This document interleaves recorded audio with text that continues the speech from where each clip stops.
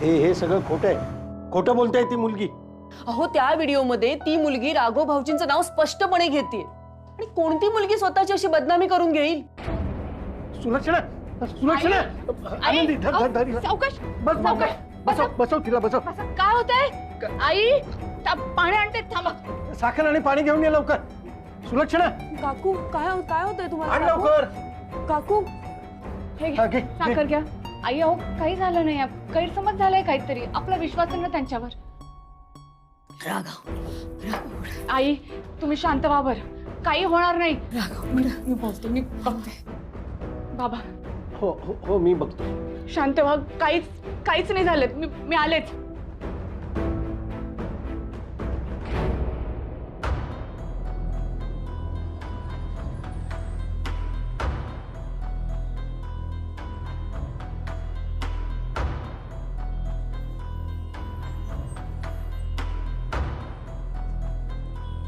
अहो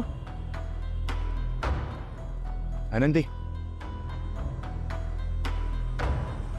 त्या योजनाने काय ना मी काहीच नाही की नाही. माहिती, स्पष्टीकरण द्यायची गरज नाहीये तुम्हाला. माझा विश्वास आहे तुमच्यावर, सगळ्यांचा विश्वास आहे तुमच्या. आम्हाला माहिती आहे हे असं तुम्ही. तिने का असं केलं असेल?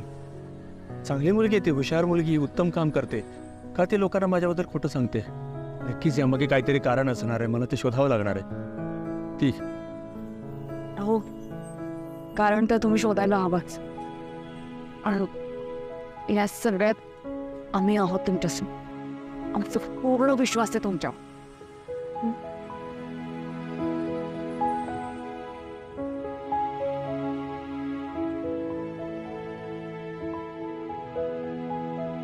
एवढ्या काळजीने माझ्या लेकाने तिला घरी आणलं आणि ही माझ्या लेकाचीच बदनामी करते. अरे वा, मला असं वाटतंय ना, राघवला कोणीतरी फसवण्याचा प्रयत्न. कोणीतरी नाही, ती मुलगीच फसवते. कोणीतरी कशाला फसवायला पाहिजे, आपल्याला कळत नाही का? हे बघ, तू असं काही करू नकोस ग.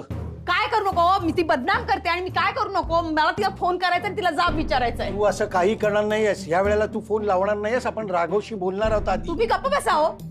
तुम्ही काय मध्ये मध्ये बोलते? तुम्हाला काय कळणार आहे? सुलक्षणा, असा तडकाफडकी फोन लावू नकोस तू. मी फोन लावणार, तिला विचारते ना. असं काय म्हणणं आहे तिचं? वा, हे बघ,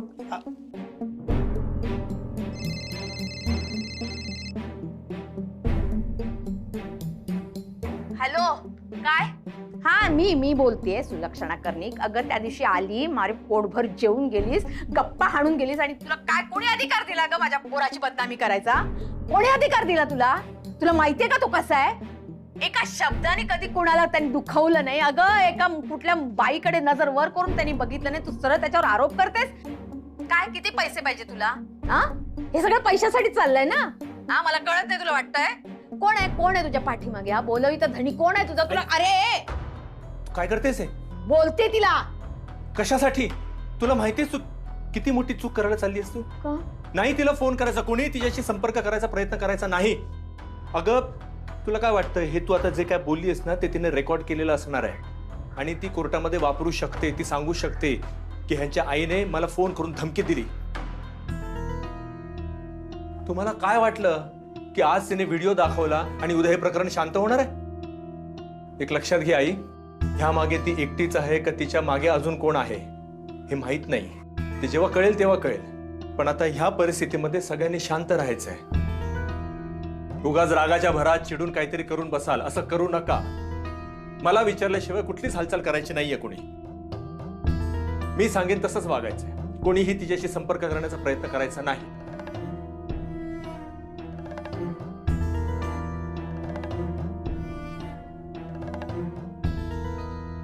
गेली कित्येक वर्ष आपली भेट तुरुंगाच्या गजांमधून होते. याला कारणीभूत तो राघव कर्णिक आहे. मी वचन दिलं होतं तुम्हाला, ज्याने आपलं कुटुंब उद्ध्वस्त केलं. मी 3 महिन्यांची प्रेग्नंट असताना तुम्हाला जेलमध्ये जावं लागलं, ज्याच्यामुळे तुम्ही आज तागायत आपल्या बाळाचा चेहरा प्रत्यक्षात बघू शकला नाही आहात, ज्याच्यामुळे तुम्हाला निर्दोष असताना सुद्धा शिक्षा भोगावी लागतील. त्या माणसाला मी जन्माची अद्दल घडवेन. आज मी पहिलं पाऊल उचललंय. बायको मुलाशिवाय तुमचं आयुष्य असं जेलमध्ये चाललंय आणि हा राघव त्याच्या बायको बरोबर मुली बरोबर आनंदात जगतोय. त्याच्या आनंदात मी मिठाचा खडा टाकलाय. माझ्या बाळाच्या डोक्यावरचं बापाचं छत्र हिरावून घेतलं त्याने. आता त्याच्या मुलीला सुद्धा त्याचा चेहरा बघण्यासाठी रडत राहावं लागेल. त्याची बायको आपला नवरा जेलमधून कधी सुटेल याची रोज वाट बघेल. याचं कुटुंब सुखाचा घास खाऊ शकणार नाही, समाधानाने झोपूही शकणार नाही. तुम्हाला जेलमध्ये पाठवून त्याने आपलं आयुष्य उद्ध्वस्त केलं. त्याचं आयुष्य उद्ध्वस्त केल्याशिवाय मी शांत राहणार नाही.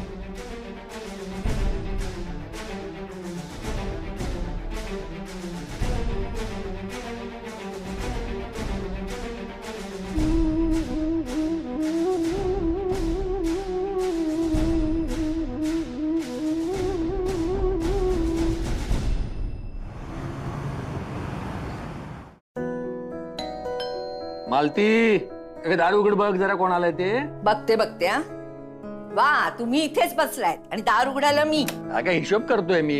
अरे आनंदी राघव, अरे या या या. आज सकाळ सकाळ आलात तुम्ही. काय छान वाटतंय ना. हो ना. मी पटकन चहा टाकते. थांब. आई अहो चहा वगैरे काही नको. दोघांशी जरा महत्वाचं बोलायचंय. अरे बाबा इथे आहे ना. काय झालंय काय. या. अरे पण काय झालंय काय. तुम्ही असे गप्प का बसलात. बोला ना. बसा. चिंकीची तब्येत बरी आहे ना. हो चिंगी बरी आहे. मग वर्षाच्या घरी काय झालंय का. नाही बाबा, वर्षाच्या घरी सगळं व्यवस्थित आहे. मग नेमकं झालंय काय.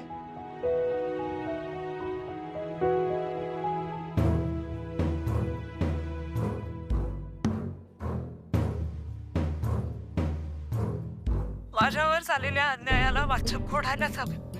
माझे बॉस राघव कर्णिक यांच्या बरोबर रात्री उशिरापर्यंत काम करत बसले होते. तेव्हा त्यांनी माझ्या अंगावर हात टाकला. हो, राघव कर्णिक यांनी माझ्यावर अन्याय केलाय. त्यांचं काम, त्यांचं कामाबद्दल असलेलं डेडिकेशन याचं मला नेहमीच कौतुक वाटत होतं. पण या माणसाने आज माणुसकीला काळीमा फासावा असं कृत्य केलंय. राघव, अरे हा सगळा काय प्रकार आहे. बाबा, आई, ही गोष्ट तुम्हाला बाहेरून कळण्या अगोदर आम्हीच येऊन सांगायला पाहिजे हे आम्हाला गरजेचं वाटलं, म्हणून आम्ही आलेलो आहोत. हे प्रकरण आता गंभीर होत चाललंय, कारण ही क्लिप आता व्हायरल होते. मला सुद्धा सोसायटीतल्या आपल्या काही लोकांमुळेच हे कळलं. विश्वास ठेवा, ही मुलगी जे काय बोलते ना ते सगळं खोटं आहे. असं काहीच घडलेलं नाहीये. हेच सांगायला मी आलो होतो. राघव, अरे सगळं काय आहे. कोण ही मुलगी. हे सगळं चुकीचं आहे रे. आई, अशा परिस्थितीत आपण सगळ्यांनी गंभीर राहणं खूप महत्वाचं. अरे पण हे सगळं झालंच कसं. ही मुलगी त्या दिवशी फंक्शनला आली होती ना. नाव काय हिचं. योजना नाव आहे तिचं. आमच्या ऑफिसमध्ये काही दिवसांपूर्वीच ती लागली. खरं तर अगदी 2 दिवसापूर्वीच पाऊस खूप होता, ट्रेन बंद होत्या, म्हणून आनंदीने तिला घरी बोलावलं होतं. ती घरी आली होती, आपल्या घरी राहिली सुद्धा होती. आणि तुम्ही बरोबर म्हणते, फंक्शनला ती आली होती. आईनेच तिला बोलावलं होतं. त्या दिवशी आम्ही एका केसवर काम करत होतो. खूप उशीर झाला. मी स्वतः तिला सांगितलंही की तू घरी जा, पण ती गेली नाही. ती म्हणाली की नाही, मी थांबते, मी तुम्हाला मदत करते. आता कळतंय की ती का घरी जात नव्हती, माझ्यासोबत तिला का थांबायचं होतं. हे सगळे आरोप तिला करायचे होते माझ्यावर. पण हे सगळं ती का करते काहीच कळलं नाही अजून. राघव, तू घाबरू नकोस. आम्ही आहोत तुझ्या बरोबर. हो, तू काळजी करू नकोस. आम्ही तुझ्या सोबत आहोत. पण तू स्वतःची काळजी घे, खचून जाऊ नकोस तू. माझी ताकद माझ्यासोबत आहे ना. तिच्या डोळ्यात जोपर्यंत माझ्यावरचा विश्वास मी पाहतोय, मला कुठल्याच गोष्टीची भीती नाही. अरे पण हे काय चाललंय सगळं? आत्ता कुठे सगळं सुरळीत होत होतं. तुमच्यावर ही अशी संकट का येतात रे? माझ्या मुलांना कुणाची नजर लागली काय माहिती. आई काळजी नका करतो. हे बघा, अशा परिस्थितीत कोणीतरी येणार, काहीतरी बोलणार. आपल्याला सगळ्यांकडे दुर्लक्ष करायला हवं. तुमच्या दोघांची तब्येत ना आमच्यासाठी खूप महत्वाची आहे. तुम्ही त्रास करू नका घेऊ म्हणून आम्ही दोघंही तुम्हाला सांगायला आलो.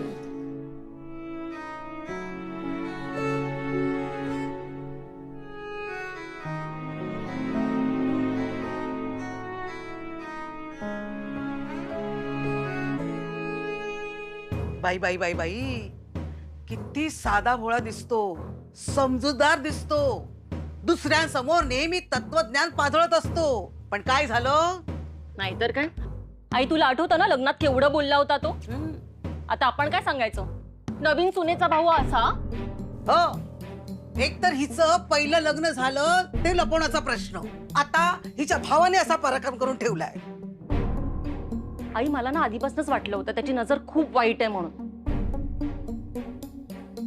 अहो मी जरा घरी जाऊन येते.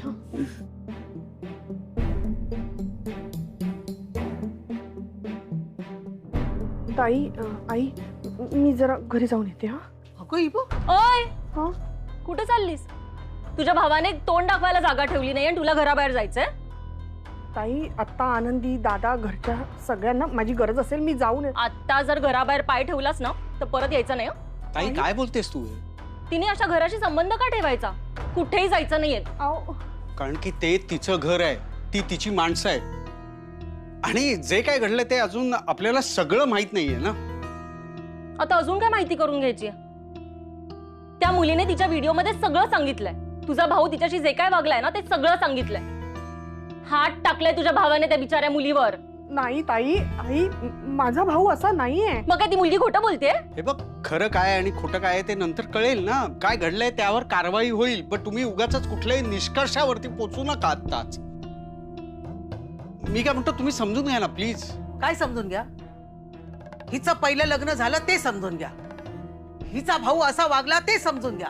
आणखीन काय काय समजून घ्यायचं रे? सांग ना, काय समजून घ्यायचं? आई ऐका ना, मी घरी गेल्याशिवाय कळणार आहे का आपल्याला की नक्की काय घडलंय ते? अजिबात जायचं नाहीयेस तू घरी, कळलं ना? ताई अहो, तुझा भाऊ असा वागत असेल, त्यांनी एवढी घाणेरडी गोष्ट केली असेल ना, तर आम्हाला किमान लोकांना तोंड दाखवायला एवढी तर जागा ठेव की आम्ही त्यांना सांगू शकू. मुलगी आमच्या घरी आल्यानंतर तिने तिच्या घरच्यांशी काहीही संबंध ठेवलेला नाही. बरोबर आहे. काय बरोबर आहे? असा कसा संबंध नाही? आपलं नातं आहे त्यांच्याशी आणि अशा परिस्थितीत आपण त्यांच्या बरोबर असायला हवं. नंदू, तू न कायम सासरच्या लोकांचा विचार कर, आपल्या घरच्या लोकांचा विचार करू नको. ती जर आता माहेरी गेली तर लोक आपल्याही तोंडात शेण घालतील. ते काही नाही. तू कुठेही जायचं नाहीयेस आणि गेलीस तर परत यायचं नाही. बघ, तू हे बरोबर बोलत नाहीयेस ताई. अगं, तू स्वतः एक माहेरवाशी नाहीस आणि तू एका मुलीला माहेरी जाण्यापासून थांबवतेस. होच, कारण माझ्या माहेरी असे दिवे ना लावलेत कोणी. हे बघा, मी तुमच्या चांगल्यासाठीच सांगते. हिने आता तिच्या माहेरी जाणं म्हणजे लोकांना बोलायला संधी दिल्यासारखं आहे. मी सांगते ते ऐका. तुम्ही आता तिच्या भावाशी काहीही संबंध ठेवायचा नाहीये. हे बघ, ती बाई काही बोलली असली तरी राघव दादा दोषी होत नाही. हे बघ, म्हणजे खरं सत्य आपल्याला कळेल ना अजून. म्हणजे आपल्याला फक्त एकच बाजू माहिती आहे. जेव्हा तुमचा राघव दादा दोषी नाहीये हे कळेल ना, तेव्हा जा त्याला भेटायला. तुम्हाला अर्थ कळतोय का? तो व्हिडिओ व्हायरल झालाय.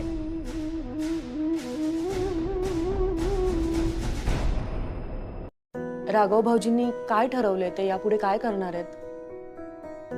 खरं तर काल मी सुद्धा जरा जास्तच बोलून गेले त्यांना, पण त्यांना जेवढं मी ओळखते ना त्याच्यावरून ते असं काही करतील असं मलाही वाटत नाहीये ग.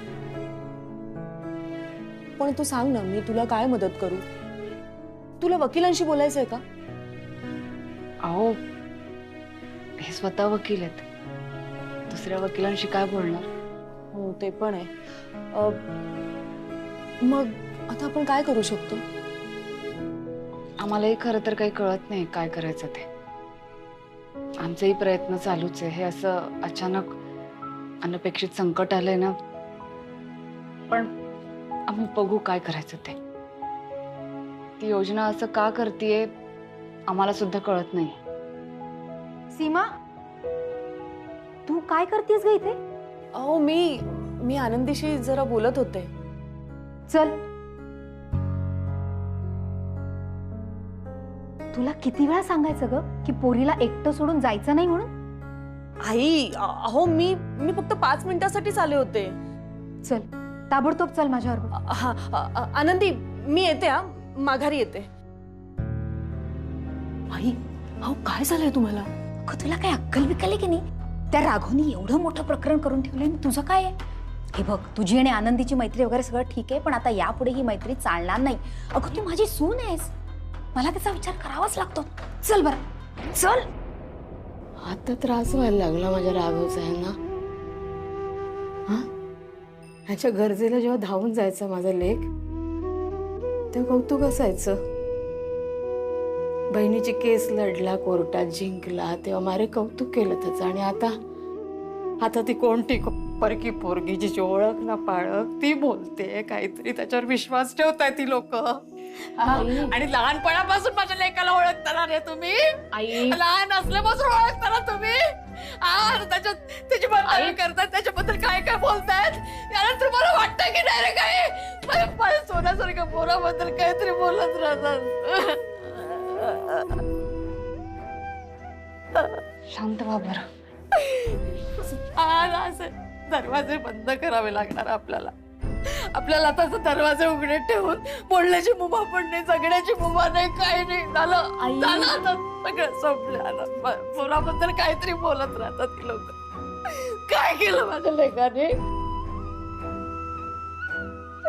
त्रास करू नका घेऊ बरं. सहन करू हे सगळं. नका त्रास करून घेऊ. सगळं नीट होईल आई. सगळं नीट होईल. सगळं नीट होईल.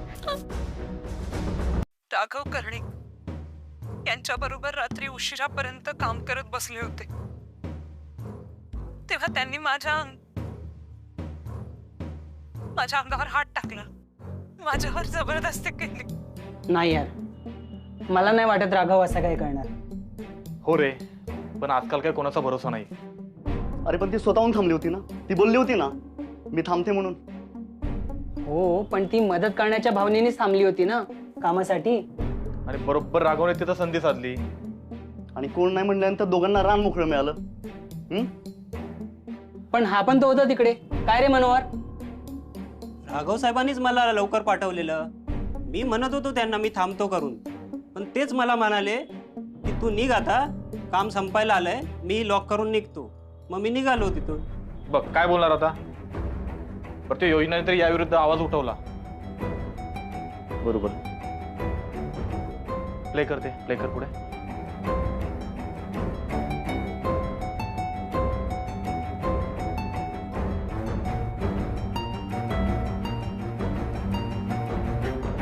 Good morning.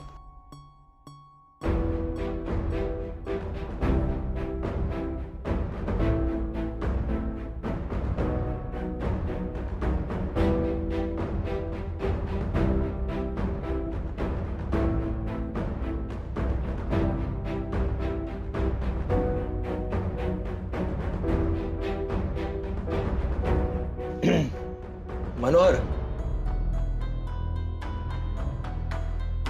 मनोहर, जा बघ काय बोलतायत सर. Yes sir. चहा आणशील? चहा संपलाय साहेब. सकाळचे 10 वाजले जाता. संपला? हो संपलाय चहा. तुम्हाला चहा नाही मिळणार.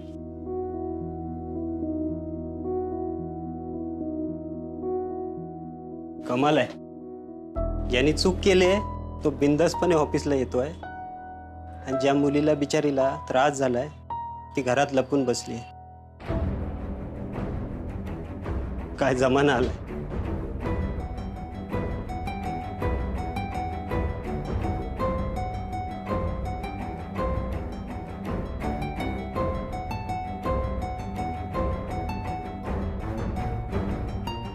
राघव, माझ्या केबिनमध्ये महत्वाचं बोलायचं आहे. Yes sir. काम करा.